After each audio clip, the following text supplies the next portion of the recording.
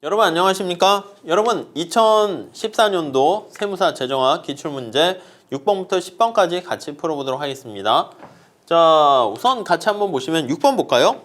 당사자 간의 자발적 교환에 의한 공공재 생산 수준과 비용 분담 비율을 동시에 결정하는 이 비율입니다. 린달의 모형이네. 린달의 모형에 대한 설명으로 옳지 않은 것은, 여러분 린달은 뭐라고 그랬습니까? 자발적 교환에 의한 착한 사람들이 결정하는 거야. 제목에 뭐라고 써 있었어요? 자발적, 이 앞에 여기 있지만 워낙 중요해서 다시 쓸게요. 자발적 교환에 따른 착한 사람들이 모여 있는 거야. 여기는 자신의 진정한 선호를 표출한다라는 의미에서 착하다는 뜻입니다. 그리고 이거 부분균형 분석인 거 아시죠? 부분균형 분석이기 때문에 공공재만 생각을 하는 것이고, 보행 모형하고 차이점 뭐야? 보행 모형은 부담 금액을 결정하는데 여기서 있는 것처럼 부담 비율이다. 이렇게 생각하시면 되겠습니다. 오케이, 이해되시겠죠? 자, 우선 1번 볼까요? 개별 소비자의 공공재 부담 비율은 소득에 비례한다? 아니요, 이 교환이잖아. 소득이 아니라 착한 사람들이 모여서 이게 편익의 원칙입니다. 자기가 얻게 된 편익에 비례해서 편익의 원칙이다라고 보시면 돼요. 혜택을 많이 받은 사람이 그만큼 돈을 많이 낸다. 이렇게 보시면 되겠죠. 자, 그러니까 여기 나와 있는 것처럼 이게 준이라고 돼 있잖아요. 준 시장적 해결 방법이다라고 하면 이게 자발적 교환의 원리에 의한 게 바로 준 이렇게 온 거다. 준은 뭐뭐와 비슷한 콰시 이렇게 됩니다. 3번 개별 소비자의 공공재 비용 부담의 비율은 당사자 간의 합의. 그렇지. 당사자 간의 합의에 의해서 교환에 의해서 자발적으로, 그러니까 이게 뭐라고 그럽니까? 린달의 자발적 교환의 모형은 빅셀이 뭐라고 그러냐면 가장 파레토 효율적이다라는 것을 알 수가 있어요. 파레토 효율적이다, 최적이다 라고요. 그래서 우리가 만장일치 원리랑 같게 됩니다. 다음 4번 공공재가 갖는 비배제성 때문에 무임승차 문제가 발생할 수. 그치, 현실에서 얘기하는 거야. 현실에서. 그러니까 이론상 얘기할 때는 뭐 문제가 없는데 현실에서 이렇게 자발적으로 착한 사람들이 다 있다라는 가정이 좀 심하다는 것이죠. 자, 린달 균형에서 공공재 생산량은 최저. 그렇습니다. 그래서 파레토 효율적이다. 이렇게 보시면 되겠죠. 자, 정답은 뭐 간단하게 풀 수 있습니다. 답은 1번. 이렇게 정리하시면 되겠어요. 자, 다음 6번 문제 한번 같이 보실까요? 7번 문제. 자, 국방에 대한 갑의 수요 함수가 이렇게 주어져 있고요. 을과 병의 수요 함수도 각각 이렇게 주어져 있습니다. 국방의 한계 비용이 MC가 25가 됐을 때 사회적인 최적 생산량과 그리고 각각 부담해야 되는 몫은 어떻게 됩니까? 이렇게 되어 있습니다. 자, 국방이라는 서비스가 지금 공공재라는 거를 살짝 알아야 됩니다. 순수 공공재야. 순수 공공재. 자, 이렇게 순수 공공재이기 때문에 국방 서비스는 갑이 소비하는 양과 을과 병이 소비하는 양과 똑같습니다. 그래서 갑이 소비하는 공공재 양과 을이 소비하는 공공재 양과 병이 소비하는 공공재 양이 다 똑같아요. 자, 이건 뭐다? 그러니까 그냥 소비하는 양이 다 동일하다라고 생각하시면 돼. 근데 공공재에서 이거는 편익의 원리를 적용하는 겁니다. 역시 마찬가지로 편익의 원리를 적용하기 때문에, 입각하기 때문에 갑이 지불하는 가격과 을이 지불하는 가격, 병이 지불하는 가격이 다 달라. 그래서 이 각각의 사람들이 지불하는 가격을요, 이 서메이션에서 합하는 거야. 이게 뭐라고요? 편익에 합의되는 거야. 이게 공공재 전체 할 때 사멜스 모형에서는 어떻게 한다고요? MRS로 나타내야죠. 네, 이해 가시죠? 공사 이렇게 해야 됩니다. 사회적으로 적정한 국방 수준 어떻게 합니까? 이거 P로 정리해야 돼요. 우선 첫 번째 나타낼 때는 스텝 1, P로 정리해서 더해라 이렇게 됩니다. P로 정리해서 더해라 이렇게 되는 거예요. 해서 더해라. 물론 난이도가 올라가게 되면 이 더할 때 우리 해설에도 잘 그려놨습니다. 거기 꺾여서 그려놨거든요. 그래서 이 꺾여지는 부분에 어디에 속하는가를 봐야 되는데 우리 시험에서는 지금까지는 그냥 아무 생각 없이 그냥 더한 다음에 MC가 25잖아요. 그쵸. 이거랑 같게 놓고 푸시면 다 걸리는 걸로 나왔습니다. 자, 우선 값 같은 경우 한번 생각해 볼게요. 값은 여기 보시면 이거 P로 정리하면 P 값은 하점자가 원래 있어야 되는 거예요. 그럼 이게 45, 3P는 45-Q니까 3으로 나눠주면 어떻게 되겠습니까? 자, 3, 1은 3, 3, 5, 15 한 다음에 마이너스 3분의 1 Q. 원래 Q 뒤에 값이 있어야 되는데 우리가 값을 병이 소비한 양이 똑같으니까 여기는 안 붙입니다. 다음 을 볼게요. 을은요 마찬가지야. P로 정리하면 자, 을과 병은 똑같네요. 4로 나눠주면 10 마이너스 4분의 1 Q 이렇게 되고요. 병도 똑같습니다. 병도 똑같아요. 병도 거기 보시면 10 마이너스 4분의 1 Q 이렇게 됩니다. 이해 가시죠? 자, 그래서 요거를 같이 이렇게 더한다라고 해볼게요. 더하게 되면 서메이션 합니다. 이렇게 여기 여러분 더해보세요. 거기 다 이렇게 더하게 되면 35 마이너스 12분의 10Q 이렇게 나와요. 12분의 10Q 이렇게 됩니다. 오케이 되시죠? 이 그림은 사실 정확하게 그려야 돼요. 왜냐면 세 사람이 그림이 있을 때 원래는 단순하게 값을 병 하게 되면 뭐 값이 있고 을이 있고 병이 있고 이렇게 끝에가 같게 되면 단순하게 이렇게 쭉 합해서 더하면 되거든요. 근데 우리 시험에서는 그냥 이렇게 단순히 더한 다음에 MC가 저기 25 이렇게 있어서 요거 두 개 같게 놓고 풀면은 거의 대부분 이렇게 걸렸어요.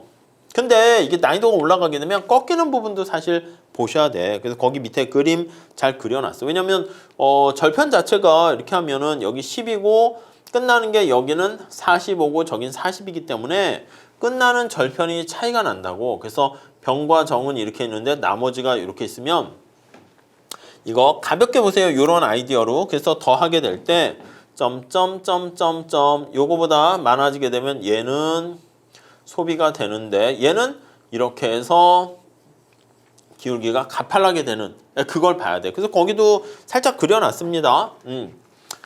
자, 근데 우리가 보통 할 때는 우선 이렇게 어디에 걸리는가 봐야 되는데 대부분은 이렇게 그냥 다 더해서 해도 큰 상관은 없었어요. 지금까지는. 그래서 요거도 마찬가지야. 걸리지 않아요. 그림 정확히 한번 그려야 돼. 세 개 다 단순히 더하는 거에 다 걸리는가 보셔야 되는데 다행히 다 걸립니다. 그럼 요거 계산하시게 되면 Q가 12 이렇게 나옵니다. 12 그럼 12 되고 12를 각각 여기다 집어넣어요. 생산량을 여기다 집어넣으면 P값을 구하죠. 여기다 집어넣으면 되겠네. 12 넣으면은 3, 4, 10에서 값은 11 이렇게 되겠죠. 11. 이게 두 개 다 후보가 이렇게 올라갔어요. 병은 여기다가 12 집어넣으면 4, 3, 10에서 7 이렇게 되겠네. 을과 병은 같으니까 이렇게 돼서 답은 2번.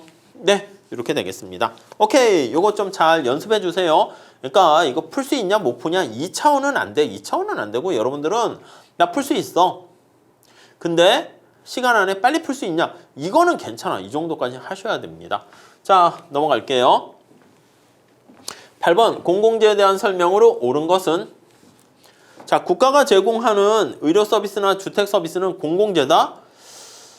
원래는 사적재지. 이게 왜 공공재야? 원래는 당연히 사적재예요. 사적재. 물론 나중에도 뭐 사적재가 바뀌는 건 아니야. 근데 사적재 중에서 우리가 이제 뭐라고 얘기하냐면 정부가 봤을 때 많이 소비했으면 좋겠다라고 생각해서 가치재다 이렇게 얘기를 합니다. 오케이, 이해되시죠? 자, 다음 2번 공공재도 배제가 가능하면 민간에 의해서 생산 공급이 가능하다. 여러분, 배제가 가능하다는 것은 무임승차가 가능한 거야. 돈을 받을 수가 있어요.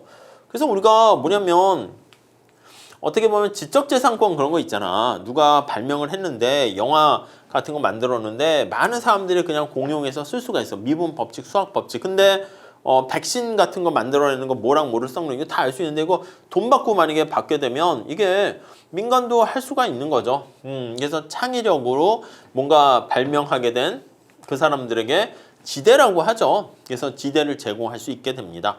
그래서 뭐 지적재산권이라든가 뭐 이런 것들을 보호해 주는 게 거기에 해당하고요. 이거 맞아요. 다음 3번. 자, 클럽제는 혼잡제 일종. 거기는 맞아. 파레토 효율적인 조건은 회원 수와 적절 시설 규모 중 하나가 아니라 사실은 둘 다 결정해야 돼. 우리 어떻게 했습니까? 자, 기본 강의에서 주어져 있어. 기본 회원 수가 주어져 있다고 할게요. 회원 수가 주어져 있는 상황에서 최적 사이즈 이걸 이제 우리가 관심을 갖고 볼 수가 있고요. 아니면은 기본 사이즈가 주어져 있는 거야. 규모가 주어져 있어요. 이때 최적 회원수 요거를 우리가 선택할 수 있어. 이 둘이 딱 만나는 부분이 여기 보시면 둘 다 이렇게 할 수 있어. 사이즈를 할 수 있고 회원수 아니면 여기 바꿀까요? 여기가 회원수 사이즈 이렇게 있으면 사이즈 회원수 있으면 각각의 주어진 사이즈 하에서 최적 회원수를 구할 수 있고 주어진 최적 회원수에서 최적 사이즈를 구해서 요거 두 개가 만나는 부분이 바로 최적 규모와 최적 사이즈다. 이렇게 보시면 되겠습니다. 오케이, 이해되시죠? 하나만은 아니고요. 자, 다음 한번 볼까요? 부캐넌의 클럽 이론은 클럽을 구성하는 모든 소비자의 재화에 따른 이용 행태가 모두 상이하다는 것을 전제로 한다. 아니 이러면 좀 안 되지. 그러면 딴 사람들이 뭐 헬스장을 갔는데 클럽에 갔는데 이 드는 몇 기 기계를 좋아해. 근데 나는 그거 싫어해. 그러면은 혼잡 이런 게 좀 덜 발생한다니까. 근데 소비하는 양이 모두 동일한 경우에 똑같은 걸 놓고 서로 이용하려고 하다 보니까 이제 혼잡이 발생한다. 이렇게 봐야 되는 거죠. 아니 이렇게도 할 수 있는데 이렇게 하면 모형이 복잡해지기 때문에 우리는 선호는 다 똑같다는 전제하에서 얘기를 하게 됩니다. 다음 5번 클라크센은 공공재 수요자의 진정한 선호를 이끌어내기 위한 제도로서 균형 재정을 보장한다? 아니요. 클라크센은 자신의 진정한 선호를 드러내는 게 무슨 전략입니까? 우월 전략입니다. 우월 전략이 되는데 게임 이론에서 근데 이런 우월 전략 균형을 기반으로 했더니 문제가 뭐냐라고 하면 균형 재정이 아니라 적자 재정 상황이 발생하게 되는 거예요. 네, 이해 가시죠? 그래서 답은 2번 이렇게 보시면 되겠습니다. 그래서 그로브즈 레자드는 어떻게 된다고요? 그렇지, 내시 균형으로 균형을 게임 이론의 균형을 좀 다운시켜서 얘기를 하게 됩니다. 자, 다음 9번 문제 같이 한번 풀어보도록 하겠습니다. 한 국가 내에 3개의 집단 ABC가 있습니다. 각 집단의 공교육에 대한 지출 규모에 대한 선호가 있는데 다수결 투표제를 통해서 공교육 지출 규모를 결정하는 경우 다음 중 옳은 것은 이렇게 나와 있습니다.